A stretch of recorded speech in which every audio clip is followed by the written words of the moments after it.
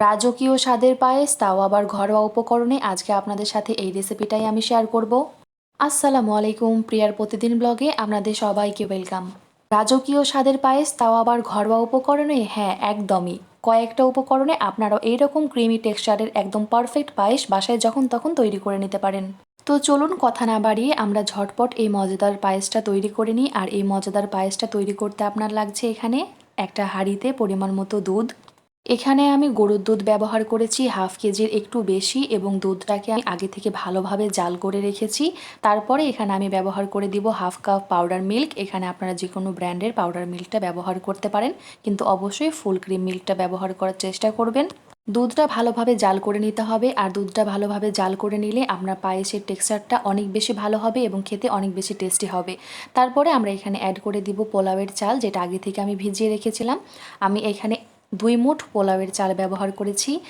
তো চালটা দিয়ে নেওয়া হয়ে গেলে আমি ভালোভাবে মিক্স করে নিব। আর এখন পর্যন্ত এখানে আমি কোনো লবণ কিংবা চিনি কোনোটাই ব্যবহার করিনি। আর আজকের পায়েসটাতে আমি চিনি ব্যবহারও করব না, কারণ আজকে আমি খেজুরের গুড় দিয়ে পায়েসটা তৈরি করব।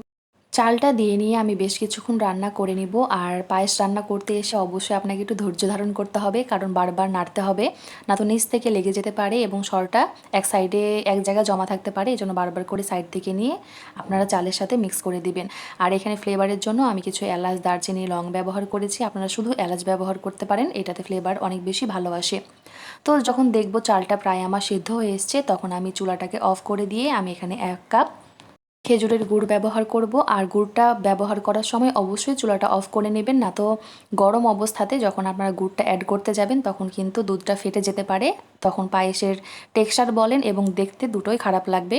এজন্য অবশ্যই গুড়টা ব্যবহার করার আগে চুলাটাকে অফ করে দিবেন, তারপরে গুড়টা অ্যাড করবেন। তো গুড়টা অ্যাড করে দেওয়া হয়ে গেলে আরও কিছুক্ষণ আমি এখন রান্না করে নিব, চুলাটাকে অন করে দিয়ে। আর বেশ কিছুক্ষণ রান্না করে নেওয়ার পরে আমি পায়েসের টেস্টটাকে আরও বেশি বাড়াতে এখানে আমি কিছু নারকেল কোড়ানো ব্যবহার করব। এটাতে আপনার পায়েসের টেস্ট অনেক গুণে বেড়ে যায় এবং খেতে অসম্ভব মজার লাগে। আপনারা অবশ্যই এই রেসিপিটা ফলো করে একবার হলেও এই রাজকীয় পায়েসটা তৈরি করে দেখবেন, যেটা খুবই বেশি টেস্টি হয়। রাজকীয় বলতে রাজকীয় না, টেস্টও রাজকীয়, কিন্তু উপকরণ অনেক অল্প। তো কথা বলতে বলতে আমার পায়েসটা প্রায় রান্না হয়ে গেছে, আর আমি এই অবস্থাতে চুলাটা বন্ধ করে দিব। আর একটা কথা, এখানে আমি অল্প একটু লবণও ব্যবহার করেছি। আপনারা পায়েসে একটু লবণ চাইলে ব্যবহার করতে পারেন, এটাতে চিনির ব্যালেন্সটা অথবা মিষ্টির ব্যালেন্সটা ঠিক থাকে। এবং লাস্টে কিছুটা কিশমিশ ব্যবহার করেছি, আপনারা এখানে যে কোনো প্রকারের বাদাম ব্যবহার করতে পারেন। পায়েসের কনসিস্টেন্সি যখন এরকম থাকবে তখন আমি চুলাটা বন্ধ করে দিব, কারণ পায়েসটা ঠান্ডা হওয়ার পরে অনেকটা গাঢ় হয়ে যাবে। এরকম অবশ্যই আপনারা পায়েসটা ঠান্ডা করে খাবেন, তাহলে আপনাদের এটা অনেক বেশি টেস্টি লাগবে খেতে এবং অসম্ভব মজার লাগবে। আপনারা এই পায়েসটা একবার বানালে আপনারা বারবার বানাবেন, এটা আমি গ্যারেন্টি দিচ্ছি। এটা এতটাই টেস্টি হয়। তো আজকের ভিডিওটা এ পর্যন্তই। ভিডিওটা কেমন লাগলো অবশ্যই জানাবেন। সবাই ভালো থাকবেন। আসসালামু আলাইকুম।